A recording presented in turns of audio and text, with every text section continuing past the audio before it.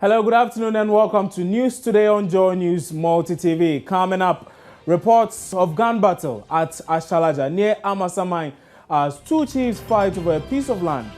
We'll bring you more on this story shortly.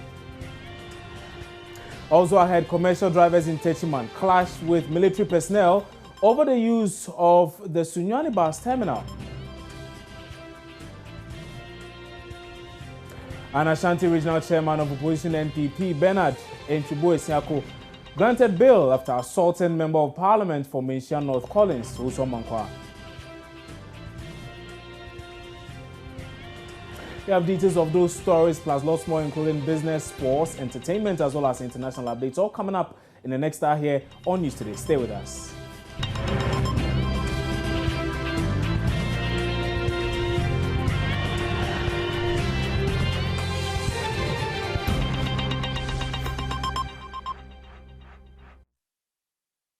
My name is Kwabena Chenchen. Many thanks for joining us here on News Today to our very first story this hour. And there are reports of gun battle at Ashalaja, a community in the Gasau district of the Greater Accra region. Residents have reportedly fled their homes and are now hiding in bushes. Some of them managed to rejoin news by telephone to ask for help, as they say there's no police presence there. One of them, Kwesi Richard, is joining me now on phone with a lot more on what is really transpiring there. So, Richard, good morning. Good afternoon. Many thanks for joining us. Now, tell us really how this whole thing happened, really. Hello?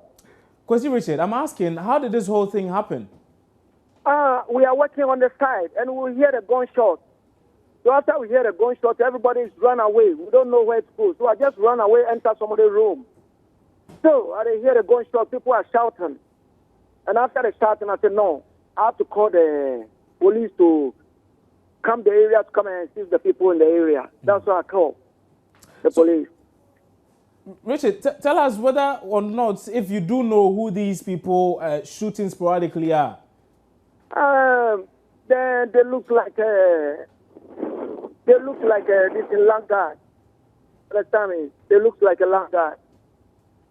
They are Langard. And they are shooting around. That's right, because some people are building there. They come there to come and stop those people. It looks like those people don't stop. That's why they just come back again with a gun and everything to start shooting. And you're saying, as you speak to us now, they are still shooting? Pardon? You're saying, as we speak to you now, this shooting is still ongoing? No, now they are not shooting. Now there's nobody in the south. They start again. Everybody is gone. Everybody has run away? Yes, everybody ran away. Do you know whether or not anyone got injured as these men fired these sporadic shots? No. After they start this thing, we hear everybody run away to saving life. Okay. So I don't know whether somebody hit us.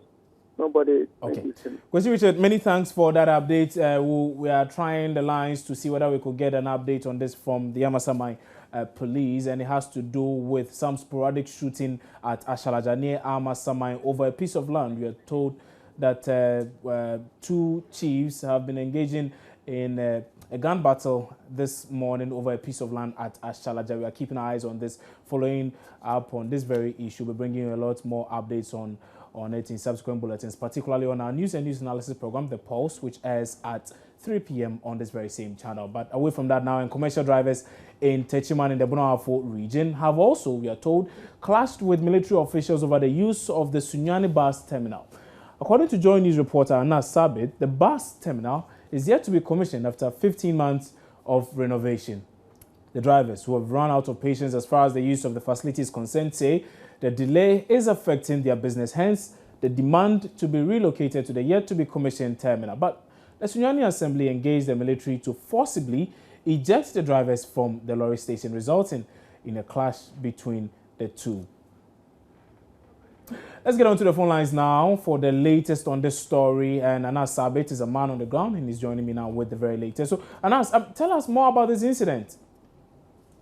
Oh, thank you. I think for now I can say that there's calm at the station, but it all started when safety officials were tasked to move these commercial drivers away from the bus terminal, which is yet to be commissioned after 15 months of renovation. This didn't go down well, with the commercial drivers who believe, or based on rumors we've been hearing, that the terminal is going to be doled out to a private bus company, OH Travel and Tour. Even though I spoke with the municipal chief executive officer, and he stated clearly that that particular rumor is not true. But the drivers are still refusing to leave the scene. They believe once the place is done with the construction, they can still do their businesses, and then the commission could be done later. So they are still there, even though there's calm. They are refusing to even work today until they are given the green light to continue with their operation. Any injuries or casualties when the drivers clash with these military personnel?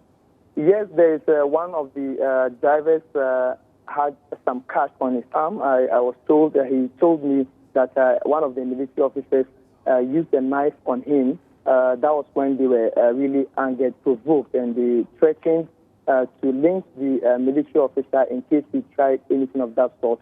And this invited the other drivers on the scene to throw sachet waters on the state officials, the military precisely, and that resulted in the military leaving the scene instantly to avoid any further danger. But is there calm now? Has the situation been calmed? Yeah, there's calm. The Divisional Commander of Police, DS Chief Superintendent, Chumesianka, came in together with leaders of this drivers union, the GPRT boss, was also there to speak with the drivers, and that attempt to do so proved, positive. So the drivers were calm, or they are calmed as we speak. They are refusing to leave the scene until they are given the chance to work. So today they are deciding, or they've decided not to even work to Sunyani until they are given the go-ahead to use the bus terminal. But there's calm at the scene. The drivers are calm now without the military officers there. Right. Anas, now let me ask about this very terminal. I mean, when is it even scheduled to be reopened? Well, when I spoke with the district chief or municipal chief executive, Honorable Philip Ampons, he told me that next Tuesday, that is the Tuesday ahead of us, the bus terminal will be commissioned. So he was urging the drivers to please leave the scene until the place is fully commissioned before they come back. But they think they've been out of business for quite too long. So they are going to work, and the bus terminal can later be commissioned if the assembly wants to. So next Tuesday is the date proposed to be for the commissioning of the terminal. Right. Anas Abid, many thanks for that update. Let's now head to the security agencies there and speak to the Techiman Divisional Police Commander, Chumesi Ankra, who's also joining us over the phone now with a lot more on this. So, Superintendent, good afternoon. Many thanks for your time. So, really, what is going to happen now? The drivers are saying they're not going to leave until this very terminal is open for use. What are your men doing? Superintendent Chumesi Ankra, can you hear me, sir? Yeah, I can hear you. Yes, I was asking what it is you're going to do now, particularly seeing that the drivers insist they are not going to move until the terminal is commissioned for use. Well, thank you very much. There's no problem now. The whole issue is about the fact that they were using the station before they were moved to a temporary place for that whole place to be renovated. It has been done. It's over 1 year now when they were moved from that place. It has been done. So when the information going around was that when the president came here, they took it out here. He came there to commission it. So they moved it yesterday. Because where they are loading now is very, very dusty. They are being this dust for over 1 year now. So since that place, the president has come there, they thought that it had been commissioned. So they moved it to that place.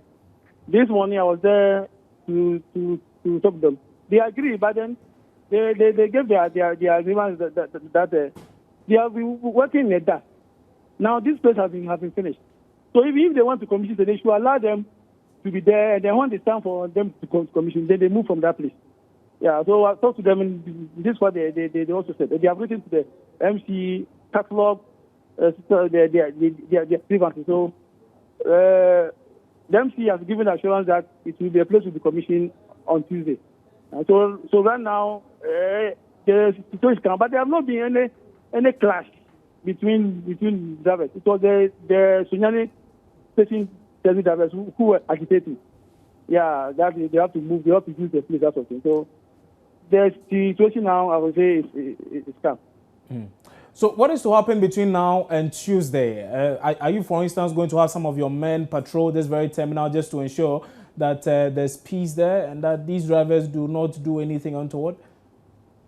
Oh, initially, I mean, the information that came out was that the place was becoming chaotic after. But when I went there, yes, people, because there was information that they should move to the old place, the temporary place that was given to them. Okay. Until the place is demarcated and then commissioned before they can come there. Right. And so the agitation was that no, they cannot go to the dust again because the passengers have been complaining, and then that's what. So they want to use if they want to commission it, use the location, they will allow them to do it. And the place is commissioned. Okay, right. Superintendent, many thanks for your time on news today. And that was the Techiman Divisional Police Commander, Superintendent Chumesi Yankra, joining us on phone with a lot more on that very story. To some more now, and the District Magistrate Court in Kumasi has granted bail to the Ashanti Regional Chairman of the opposition New Patriotic Party, Bernard Enchibo-Esiako, following his alleged assault on the Member of Parliament for Menchia North Collins Oso-Amankwa. Chairman Wuntumi, as he's popularly called, allegedly slapped the MP and his constituency secretary, Felix Ibrahim, without provocation. The incident is said to have occurred at a polling center in the constituency during the limited voter registration exercise on Sunday. Mr. Boysianko turned himself in to the police yesterday after being declared wanted and remained in custody until this morning when he was taken to court over the said action. Let's get more on this now from a lawyer for Mr. Bernard Enchibo-Esiako, popularly known as Chairman Wuntumi. And joining me now on phone is Egbert Febil. So, Mr. Febil, good afternoon. Many thanks for your time here on News Today, sir. Now, if I may ask, why is Mr. Enchibo-Esiako now seeing that he has been able to secure bail? Well, good afternoon. I think that he's fine. About an hour ago, he was admitted to bail on conditions that he has met. And, he was carried away in a procession by party supporters. And so, yes, he's somewhere in Kumasi here, very safe. Mr. Febil, I mean, one would ask that for a regional chairman to commit a crime and then there's so much spectacle about it, and now we are even being told that we are looking at an out-of-court settlement. Really, it doesn't really go well. Well, let me say, from a purely legal standpoint, that nobody has proven that Chairman Wuntumi has committed a crime. He's alleged to have committed a crime. We are in the early stages of the prosecution, but as was evident in court today, both sides, as in the complainant and the accused person, as well as the party itself, is anxious to bring an out-of-court settlement to this. So it is in that spirit that we went to court, and thankfully the court agreed with our submissions for bail and has granted him bail. So that's where we are. So between now and June 12th, I believe, the party is to be working towards an amicable solution so that this issue cannot be sent back to court. Is that the case? Most definitely. I mean, the court adjourned the case to the first day of June 2016 so that on that day we'll come back and report to the court whether a settlement has been reached. And that is fair. And you're confident a settlement will be reached by then? I can assure you that a settlement is almost ready to be reached. So, and what exactly does this settlement entail, if I may ask? Well, the fine details will be put on paper, and at this stage, in spite of what I know, I will hesitate to put it out. Let's wait for the party leaders as well as the complainants and accused to tie a few loose ends, and then it will be ready, for public consumption. Egbert Febil, many thanks for your time on News Today this afternoon, and he's counsel for the Ashanti Regional Chairman of the opposition New Patriotic Party, Mr. Bernard Enchibo-Esiako, popularly known as Chairman Wuntumi. But my colleague Erastus Asaridonko was in court earlier today and is joining me now on phone with a lot more on what transpired. So Erastus, tell us really more about what happened in court today. Well, it started from the Central Police Headquarters, and an anxious crowd gathered in their numbers, waiting for Chairman Wuntumi to come out of the cells so that they accompany him to wherever they are taking him. And just before 10 o'clock, he came out from the cells, and instead of even entering the police vehicle to be transported to the court, he first came out, waved at the crowd, took some chairs, from the crowd stood on the police vehicle, waved his arms, and received cheers from the crowd before entering the vehicle to be escorted to the court. In fact, the police big tank led the vehicle, the convoy, and quite a number of other police vehicles with armed policemen also followed suit.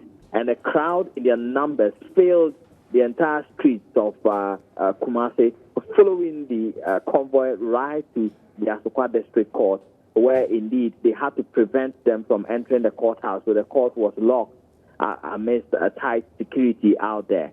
In the courtroom, it was packed with no electricity, and you can imagine the heat inside the courtroom at that particular moment. So he was called. He was standing in the dock with his hands by his side, occasionally throwing a wink at some of his compadres in the crowd, and he was listening to the prosecution as they narrated the facts of the case, just as you've heard before, the slaps, the assault on Felix Ibrahim, who is the constituency secretary, and all that. Then afterwards, the prosecutor read, in fact, Superintendent Emmanuel indicated to the court that there's been a letter from the complainant indicating that they want an out-of-court settlement. This was corroborated by the defense lawyers and lawyers for the complainants as well, lawyer Charles Ansa, indicating that they will want the court to grant bail to Chairman Wontumi, and then they want a date to be fixed so that they can go back and settle scores. That was done, and the judge granted him a 20,000 cedi bail with 2 sureties to be justified.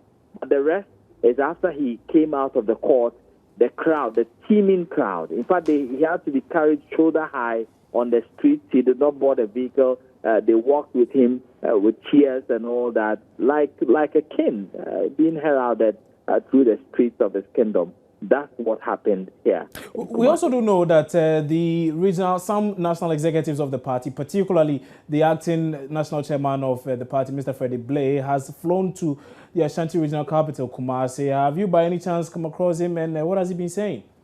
Right after the court proceedings, he entered the courtroom amidst cheers, and he hugged Chairman Wontumi, sat down and spoke briefly with the media. And what he said was that it's sad that the Mensianov case has been allowed to degenerate into this, the arrest of the regional chairman. But he further emphasized that he has so much faith in the regional executives, is so much faith in the chairman, Chairman Wontumi, and that they are going to do everything possible to sit on the case and settle it amicably. Erastus Saidonko, many thanks for that update, and that was Ashanti regional correspondent Erastus Saidonko bringing us the very latest from the court as far as that assault issue involving the Ashanti regional chairman of the opposition New Patriotic Party, Mr. Bernard Entry Boesiako, is concerned. And as of now, we do know that Chairman Wontumi, as he's popularly called, has been granted bail, and the party is opting for an out-of-court case settlement. They are hoping to resolve the issues before June 1, when they are supposed to reappear before court. You are watching News Today here on the Joy News Channel Multi TV. We're taking a break. We'll return shortly with a lot more stories. Don't go away.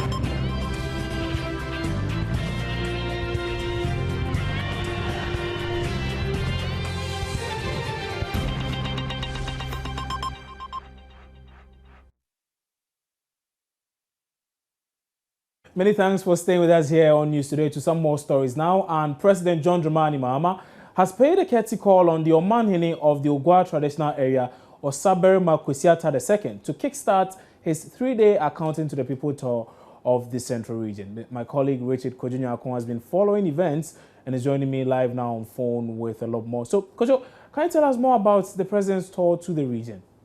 Well, the president started at the palace of the Ogwa, and he went there to pay a courtesy call on him. According to him, a lot has been done, and there's a lot of things that his administration is going to do for the people of the Central Region. And he came basically to inspect some of the ongoing projects and some of the completed projects. And some of the completed projects was what we witnessed yesterday, the commissioning of the Cape Coast Sports Stadium. Thereafter, the president went to the Kotokwaba market to inspect the ongoing project. According to the contractor who is at the site, they're going to complete the Kotokwaba market in a space of 3 months. After that, the president will go to the Penda sugar factory where he will also inspect the works that are ongoing. They also go to Elmina to inspect the fish processing plant. And the Cape Coast roads are being given facelift. All the roads are being asphalted. And so the president is also going to inspect how far they have gone with that one. And in response, the Omahine of Oguata Traditional Area said when the late president died, it was the president, John Dramani Mahama, who came and said that, well, he wishes to be a member of the Fancy community. And so they said that a ritual is going to be done to finally admit him to the Fancy community because of the major work that he promised he would do for the people of the Central Region. And they have seen an attestation or a fact that the man is indeed working for the people of the Central Region. And so that is what basically has been happening.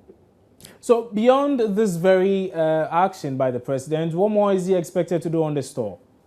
Well, he's expected to go to the people of the Chifuhiman Lower Denchra and the people of Denchra to also inspect some ongoing senior high school projects as part of the 200 community day senior high school, some water projects, as well as other projects that they have initiated, other completed ones. The president will commission them and then will inspect the uncompleted ones as well. Right.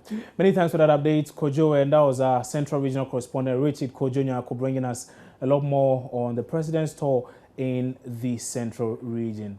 Investigations are underway into the public screening of a leaked sex tape at the Kwame Nkrumah University of Science and Technology in Kumasi. A committee set up by the school will probe those behind the leakage and public screening of the video. Now, it shows the face of a female student believed to be in her early 20s. The students showed a 2-minute video to shame the female student and demand that she named her male sex partner. It had since sparked outrage, but Love FM's Kwesi Deborah is following this very story and has a lot more updates and is joining me on phone now with those details. So, Kwesi, tell us more about this investigation you speak of. The university has constituted a committee and they are supposed to investigate into the matter. And we expect that at the end of the day, by the close of this day, they are supposed to come out with a decision as to what their investigation they were able to come out with. And whilst I was at Kenya University, I had an information that there's another leaked sex tape, and actually 2, so making it 2. But with the latest one, the faces are blurred. And also, they appear like professionals. Okay, Kwesi, just hold on briefly. Are you saying that aside this very issue you are speaking of, that this sex tape involving this young lady and gentleman, there's another tape that is also making rounds on campus? Absolutely, absolutely. There's another one also making rounds on campus, and this one, the faces are blurred, and they appear like professionals, not like the first, which were clearly amateur footage. But with this one, the faces are blurred. Interesting. So is our authorities of the university taking a look at this second tape as well, or they are just focusing on the first one for now? Interesting. I think they've not seen this one. So this one is fresh. I think it was a subsequent one after the first one. This one is a bit fresh. So I think they will be looking into the first one other than this one. I think when they are done with this, I'm thinking also that they are likely to go into this one and also search it or investigate into it. Okay. And the information you have suggests that by close of day we should have that very update. Yes, we're supposed to have it. We're supposed to have the verdict at the close of the day, the findings of the investigation. And let me tell you a bit about that. We had one that was in 2009. There was one incident also in the sex tape at the Queens 4K and USD, and it involved a certain guy called Kujubotu, and he recorded the whole session with a laptop. And the university dismissed him, both him and the girl, and also suspended the roommates also. Okay.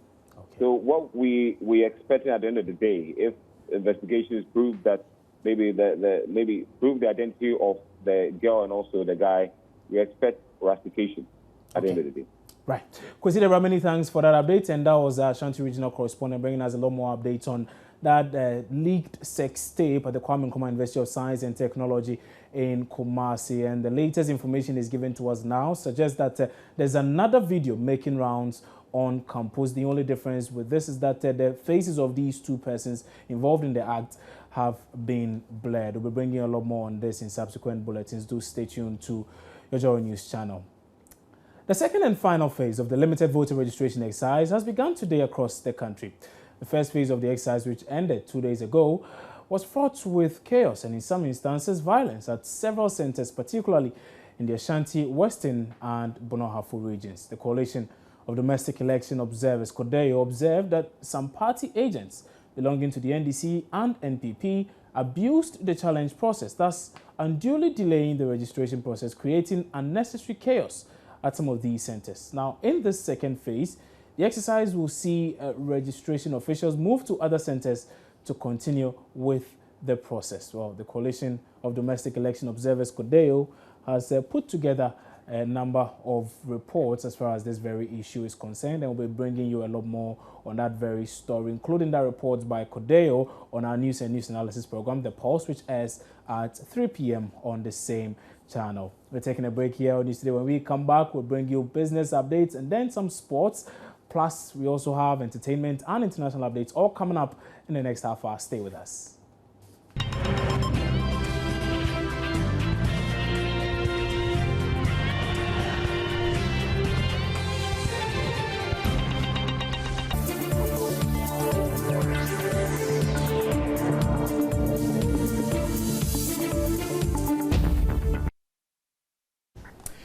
And time to do some business. And consumer protection stakeholders are still pushing for a national competition policy and authority in Ghana.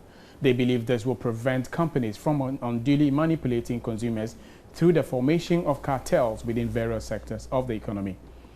Joy Business gathers that government is close to having the policy with the respective authority in place to regulate it. Associate Consultant with Law and Development Associate Godwin Ja says it is high time Ghana considered a competition authority to help regulate competition in business. In West Africa, for example, we have a competition commission in Gambia.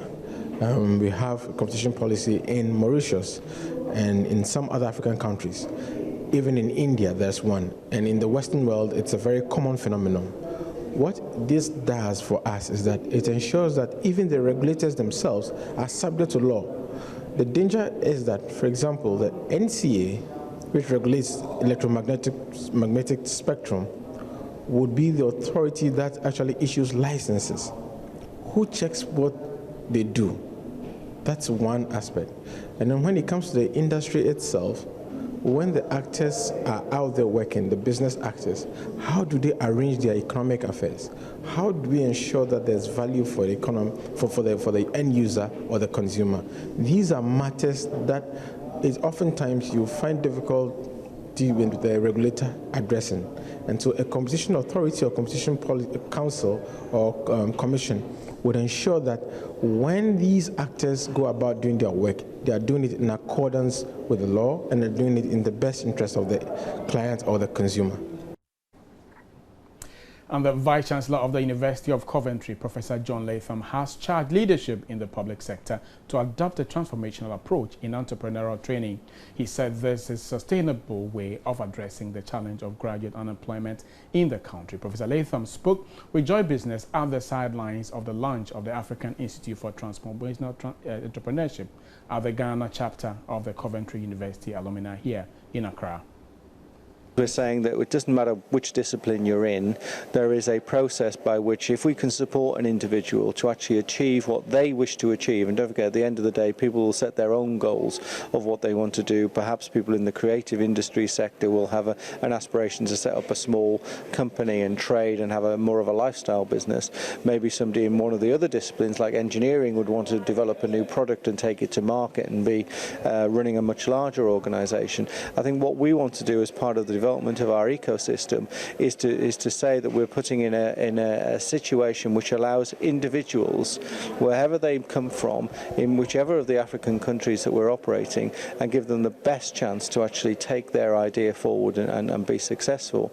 Now, part of that means that we have to understand that depending where you come from within a country, depending on your background, the amount of money you might have to put into the system, the ability, the chances of your success are different depending on maybe your birth or where you happen to be within the current ecosystem. So what we want to do is to try and address that. Professor Leham from the University of Coventry. And that brings us to the end of business this afternoon. But you can get more on business between 1 and 1:30 on the marketplace. My name is John Kojo Amoko. Please stay for sports.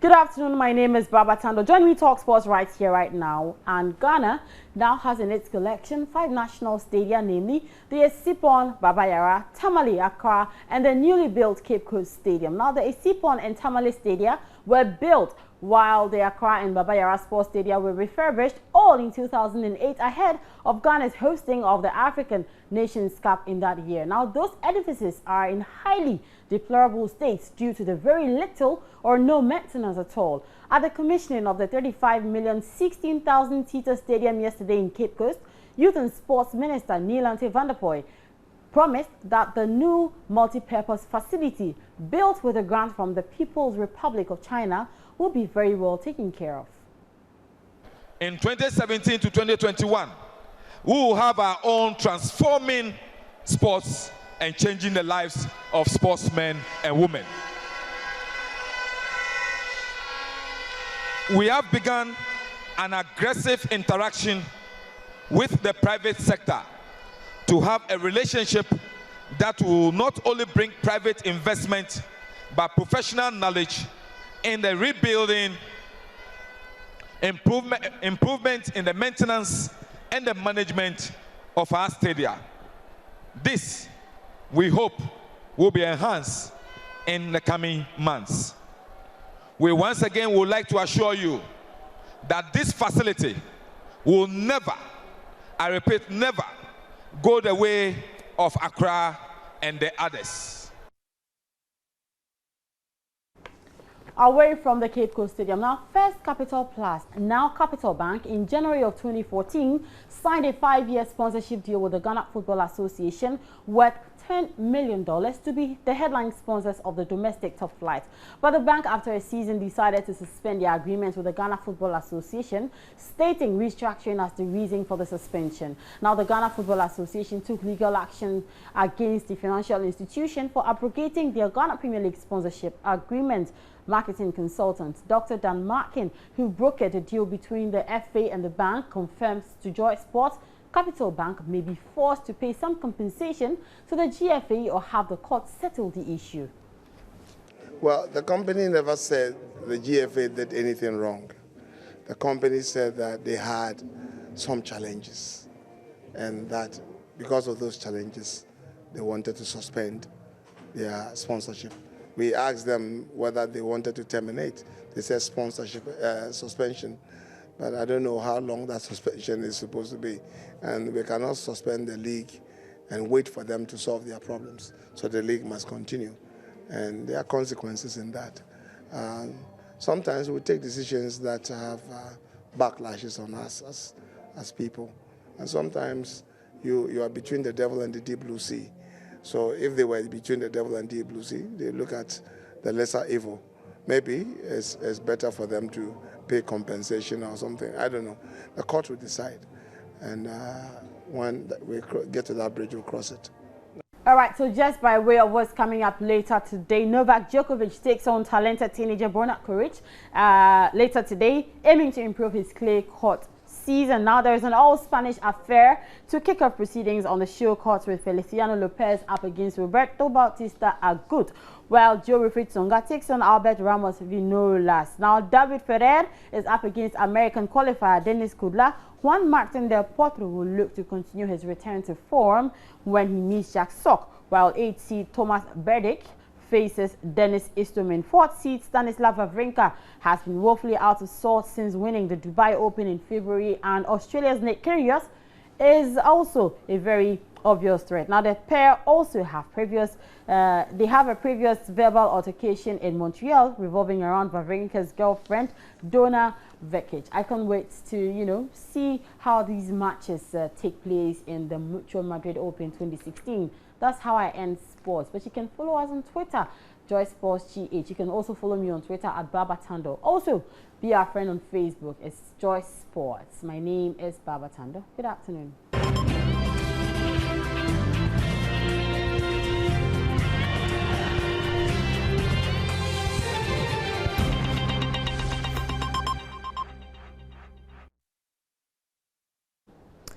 Thanks so much for your time. My name is Gladys Osei Oredu. Alliance Francaise came alive when 3 iconic legends mounted the stage to thrill patrons to good old tunes from the high love genre. Well, they have been described as legends who should not be allowed to just go waste, but should be revamped into the industry.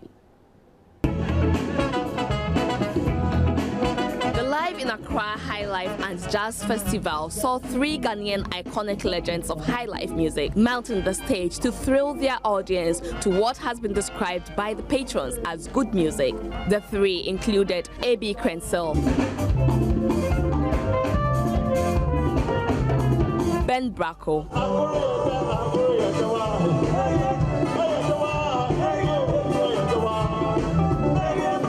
and Jaduble Ambule.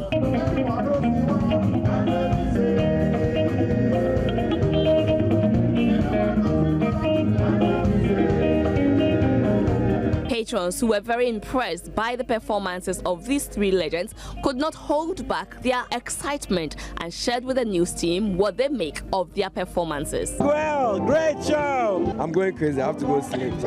I've never seen him live, and this is the first time, and my spirit is excited. We don't get to hear these legends play all the time, so seeing them is a pleasure. So we just have to express ourselves with the dance. It is the 3rd edition of the Live in Accra High Life and Jazz Festival, which is an annual event.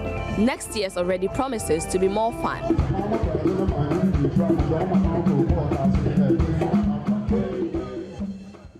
Alright, so that was for lovers of the high life music genre. Now let's do a bit of gossip. Now 4X4 Music Group has disclosed that they will not accept their godfather, Bright of Bookback, to be part of the group, even if he dreams of becoming one of them. This comes on the heels of patrons and music lovers asking why they don't sympathize with him and add him on, since he's the only member left of Bookback. We also heard people say that, oh, 4X4 should let Bright join the group because now Bright is alone. Oh, no. Bright is our father. Even if he comes, we won't accept you. But has he made any attempt to say, oh, Charlie Biane, it's only me, so you will let me join 4X4?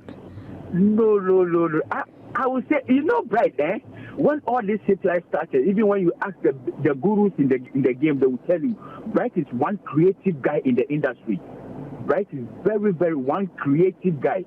So Bright is the type that he wants to see us shine, because he feels like we are his offspring, and his contribution towards the group is much, how do you call it? It's his biggest concern. We'll bring you more updates during Let's Talk Entertainment at 4:45 p.m. Stay tuned.